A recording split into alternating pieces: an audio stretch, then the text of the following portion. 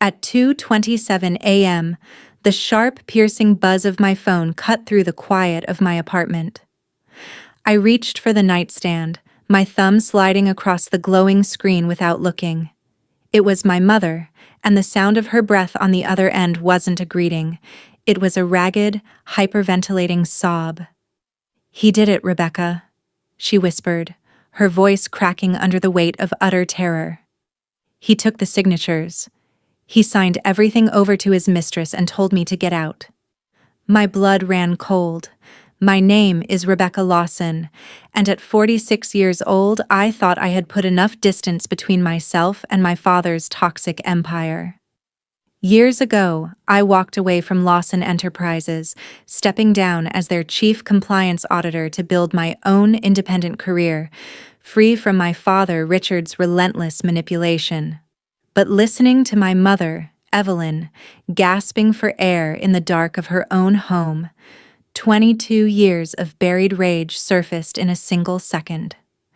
My father was a real estate mogul whose entire fortune was built on my mother's family capital and decades of her quiet sacrifice. Yet, he thought he had played his final, ruthless hand in secret. He believed she was helpless, isolated, and broken in the middle of the night. What he completely forgot was that 17 minutes later, an emergency midnight board meeting was scheduled to ratify that exact hostile takeover. He thought he was home free. He had no idea I held the master key that would destroy him. I threw on a jacket, grabbed my leather briefcase, and bolted down the stairwell to my car. As the engine roared to life, I shoved my phone into the dashboard mount and kept my mother on speakerphone. "Evelyn, breathe," I commanded, my hands gripping the steering wheel as I tore into the empty, rain-slicked city streets. "Are you somewhere safe? Where is he right now?" "He's already at the downtown tower, Rebecca," she sobbed, her voice trembling through the car speakers. "He had his security guard put my bags on the driveway. He told me the board is signing the asset transfer at 2:44 a.m. He said by sunrise, I won't have a single share, a single home, or a single dollar to my name. He made me sign papers last week when I was still groggy from my surgery." A cold, razor-sharp focus washed over me. Richard Lawson was a master manipulator, but in his blind, arrogant rush to erase my mother, his greed had blinded him to his own past. 15 years ago, during a massive corporate restructuring, Richard was terrified of potential hostile takeovers from rival firms. To bulletproof the family's controlling interest, he created an irrevocable family trust audit clause. To make it airtight, he made one critical legal decision. He placed my signature above his own as the sole chief legal trustee, requiring my explicit physical consent for any total asset liquidation or transfer of majority control. He assumed that because I had left the company years ago, I had forgotten. He assumed that because I was his daughter, I would stay out of it. He was about to learn just how wrong he was. I pressed the accelerator to the floor, the speedometer climbing as the illuminated glass silhouette of Lawson Enterprises appeared in the distance. The tires of my car screeched against the wet concrete as I pulled into the executive parking garage of Lawson Enterprises. It was 2:42 a.m. I took a deep breath, grabbed the thick leather binder from the passenger seat, and marched toward the private express elevators. The night security guard at the desk blinked in surprise as I swept past him. He recognized my face instantly. "Ms. Lawson? What are you—" "Don't worry about it, Frank," I said coldly, stepping into the elevator and hitting the button for the 40th floor. "Just keep the main entrance clear. My mother will be arriving shortly." The elevator ride felt like an eternity, the illuminated numbers climbing steadily as my heart hammered against my ribs. When the doors finally slid open at 2:44 a.m., the quiet floor was illuminated by the soft glow of the corner executive boardroom. Through the floor-to-ceiling glass walls, I could see them. My father was standing at the head of the long mahogany table, a crystal glass of scotch in one hand, laughing alongside his sleek co-conspirator and 5 intimidated board members. A fountain pen sat beside a thick stack of legal transfer documents waiting for the final votes. Without breaking stride, I shoved the heavy double doors open. The heavy wood crashed against the stoppers, echoing like a gunshot through the silent room. Every head snapped in my direction. The laughter instantly died. My father turned around, a smug, triumphant grin plastered across his face, until his eyes met mine. His expression shattered, the color draining from his face as he took in the sight of his estranged daughter standing in his doorway, holding the one document he never expected to see again. "What is the meaning of this?" Richard snapped, his voice booming as he tried to regain his footing, though the slight tremor in his hand gave him away. "Rebecca, you don't belong here. This is a private executive session. Get out before I have security escort you off the premises." I walked slowly down the center of the room, my heels clicking against the marble floor, taking a seat directly at the far end of the mahogany table.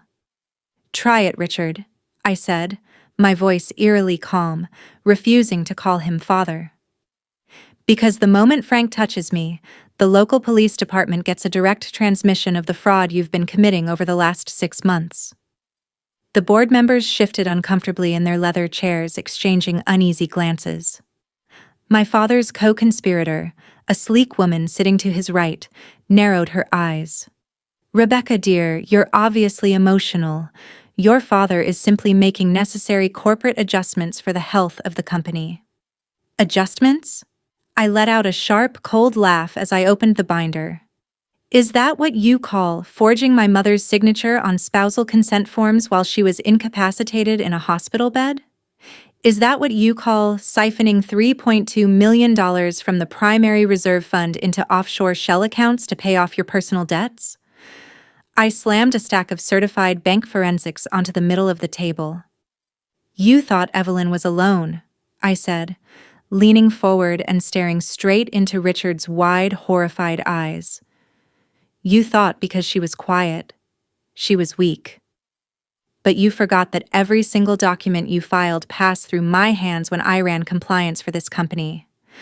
I know every illegal backdoor you built, and tonight, I'm closing them all." Richard's mouth opened, but no sound came out. His face was pale, beads of sweat breaking out across his forehead.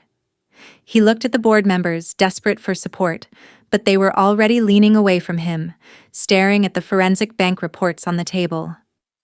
"This is ridiculous," Richard finally sputtered, slamming his glass down so hard scotch spilled over his fingers. "I built this company.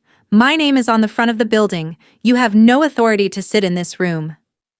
"Check the 2011 Founding Charter, Section 4B, I replied smoothly, pulling out a faded, gold-embossed legal document. 15 years ago, when you created the family trust to protect this firm from outside predators, you named me sole chief legal trustee. You gave me ultimate veto power over any structural vote involving a shift in majority equity." I slid the original, unamended document across the table. "Under corporate law, any vote taken tonight without my physical, written authorization is completely null and void. Furthermore, as chief trustee, I am officially exercising my legal right to freeze all board voting, strip you of your executive authority effective immediately, and initiate a full forensic audit." Panic erupted around the table. 2 board members immediately stood up, gathering their papers. "We were told Evelyn consented to this," one of them said hastily, looking at Richard with disgust. "We are not going down for corporate fraud." "Sit down," Richard roared, his voice cracking as his control completely shattered. "She's bluffing. Rebecca, you wouldn't dare ruin your own family." "You ruined this family the moment you threw my mother out in the street," I said, my voice dropping to an icy whisper. "Look out the window, Richard. The audit team is already in the lobby." Richard's eyes darted toward the high-rise window, watching the flashing blue and white lights of the civil enforcement team pulling into the circular driveway below. The sheer weight of reality hit him all at once. His knees buckled slightly, and he had to catch himself against the mahogany table, the grand titan of real estate reduced to a trembling old man in a tailored suit. "Rebecca, please," he stammered, his voice stripped of all its former booming authority. "We can talk about this in private. Think of the press. Think of the stock price. You're going to destroy everything I spent 40 years building. You built it on my mother's money, and you tried to steal it back in the dark," I said, my voice completely unflinching. "I'm not destroying your legacy, Richard. You did that yourself the moment you signed those forged papers." The heavy boardroom doors opened once again, but this time it wasn't a surprise.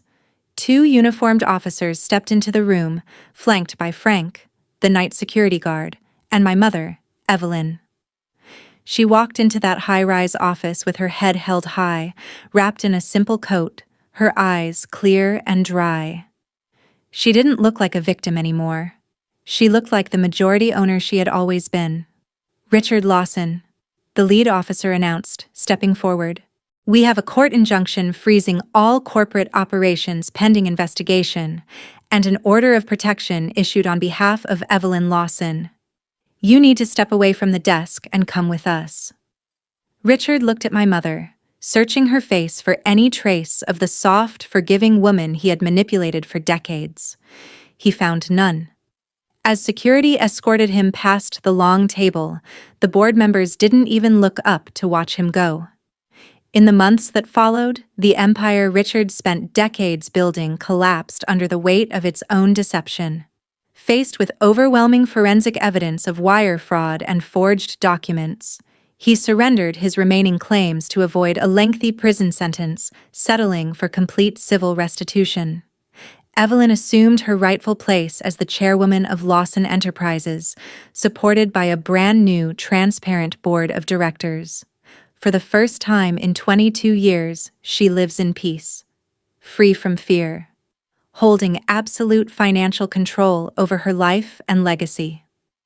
As for me, I returned to my own firm, satisfied knowing I used the skills my father taught me to dismantle his cruelty. When toxic family members believe they can use greed and manipulation to erase you in the dark, they always forget one thing: light travels fast, and justice travels faster. If you were in my shoes, would you have stripped your father of everything, or would you have given him a second chance? Let me know your thoughts in the comments below, and don't forget to mention the city you're watching from, so I can see how far our story has reached. Thank you for watching, and stay strong out there.